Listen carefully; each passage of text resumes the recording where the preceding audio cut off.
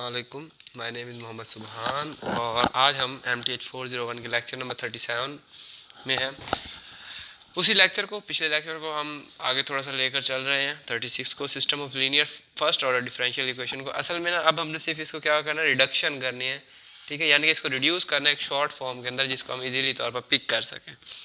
तो इसके अंदर से मोस्टली तौर पर या तो MCQs आएंगे या सिर्फ शॉर्ट क्वेश्चन आएंगे। हम ऐसी फाइल्स हैं बड़ी LMS के ऊपर ही जिनके अंदर ना उन्होंने बताया हुआ कि हर लेक्चर में किस टाइप का क्वेश्चन आ सकता है। तो अगर आपके पास वो फाइल्स मौजूद हैं तो बेस्ट है, अगर फाइल्स मौजूद नहीं है तो आप व्हाट्सएप करके वो फाइल्स भी ले सकते हैं। इसके अलावा हैंड रिटन हैंड आउट भी आपको मिल जाएंगे। तो लेक्चर स्टार्ट करते हैं। Reduction of equation to a system. Suppose nth order differential equation हमारे पास क्या होती है, dn over dtn is equal to a nought over a1 an y, और इस तरह चलते चलते क्या है an minus n into y y derivative n minus one into f of t, यानी कि कोई फंक्शन है आपका। ये सिंपल हमारे पास एक nth ऑर्डर डिफरेंशियल इक्वेशन है।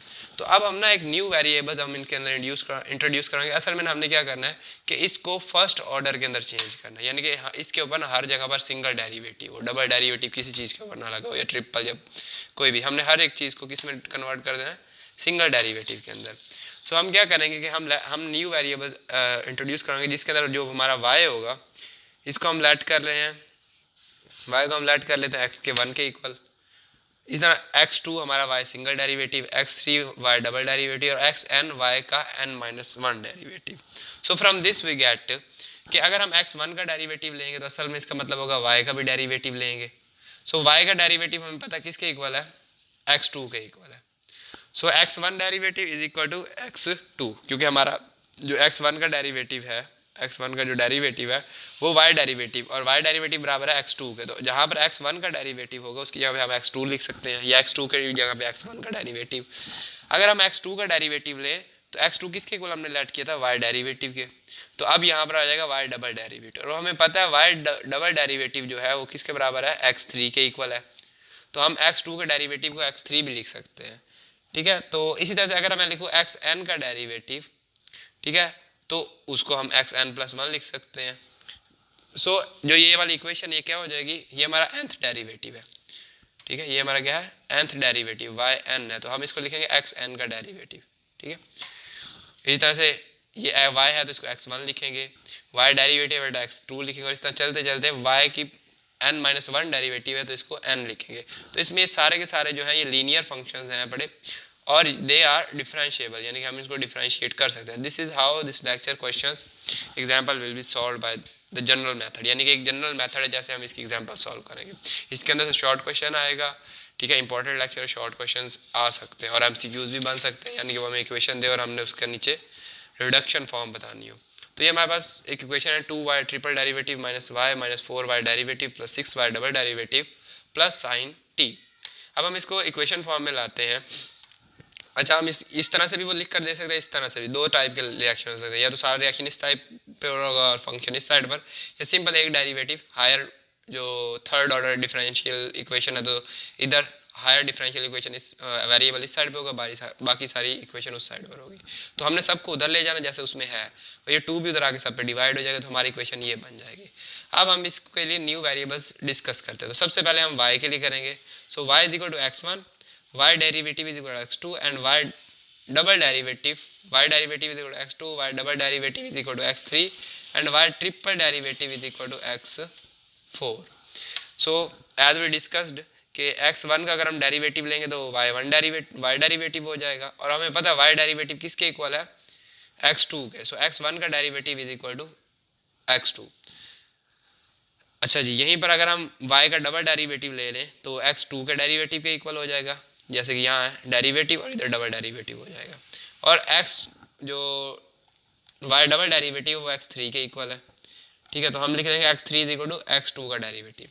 फिर जब आप इसी तरह से x3 का डेरिवेटिव लेंगे, so x3 is equal to y double derivative, तो एक और डेरिवेटिव लेंगे तो ये y ट्रिपल डेरिवेटिव हो जाएगा, और y ट्रिपल डेरिवेटिव किसके इक्वल होगा, x3 का डेरिवेटिव के। तो हम यहाँ पर y ट्रिपल डेरिवेटिव भी यहाँ लिखेंगे x3 का डेरिवेटिव, y की जगह पे x1, y डेरिवेटिव यहाँ पे x2, और y डबल डेरिवेटिव यहाँ पे x3 लिखेंगे। ये हमारी रिड्यूस्ड फॉर्म आ जाएगी।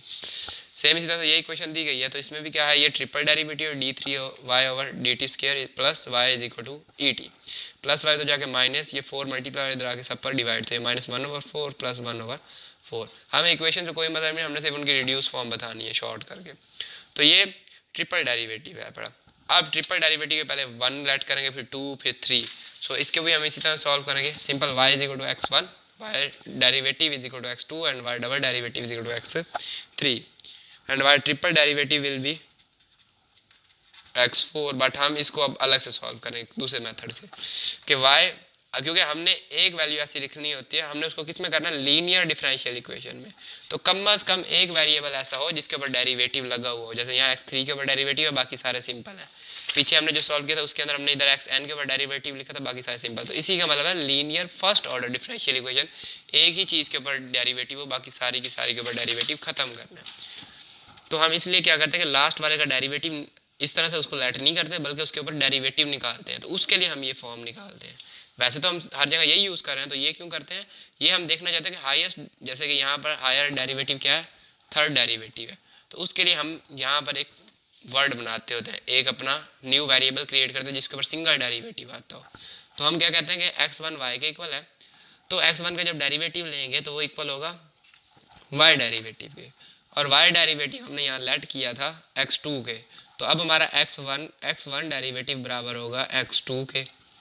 इस तरह से अगर हम फिर से इसका डेरिवेटिव लेंगे इस फॉर्म का, तो ये हो जाएगा x2 का डेरिवेटिव y डबल डेरिवेटिव। तो y डबल डेरिवेटिव हमने यहाँ लेट किया x3 के इक्वल। सो इनडायरेक्टली तौर पर x3 is equal to x2 का डेरिवेटिव। अगर हम फिर से इसका डेरिवेटिव लें x3 का डेरिवेटिव, सो x3 का डेरिवेटिव जो होगा वो होगा y ट्रिपल डेरिवेटिव। तो अब हम कन्वर्ट कर देंगे, हमारी जो इक्वेशन थी, इक्वेशन क्या थी, y triple derivative is equal to -1/4 y into plus 1/4 e t. अब x1 डेरिवेटिव x2 के बराबर है, x2 डेरिवेटिव x3 के बराबर है, और x3 जो डेरिवेटिव है वो y ट्रिपल डेरिवेटिव के बराबर है। तो यहाँ आ जाएगा y ट्रिपल डेरिवेटिव 1/4 y की जहाँ पे y और 1/4 e की पावर t।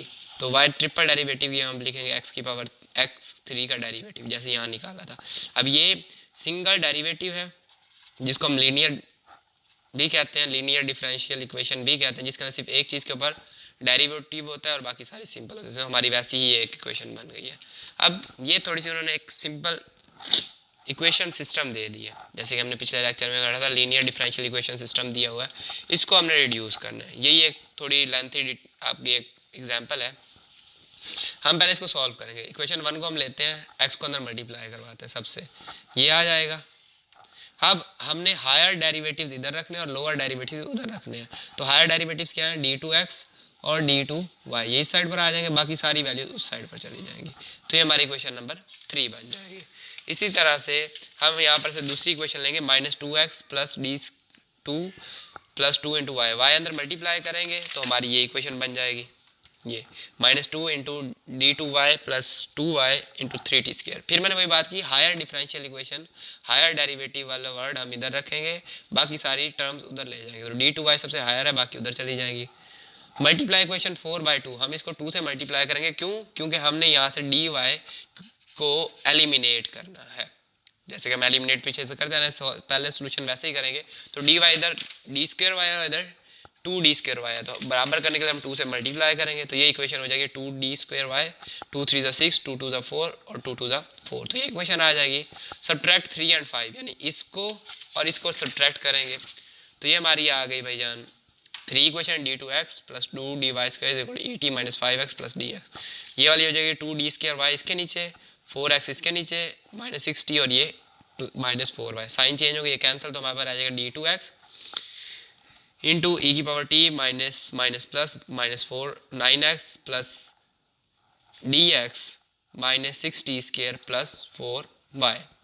अब हम इसको थोड़ा तरतीब देते हैं, तो क्या हो जाएगा d2x माइनस et, अब ये -6t इधर आ जाएगा, -9x plus 4y plus dx। हमने सिर्फ तरतीब दी। Doing same steps to eliminate dx, जैसे हमने एलिमिनेट dy किया 2 से मल्टीप्लाई करके, इसी तरह से हमने जब एलिमिनेट करना है d²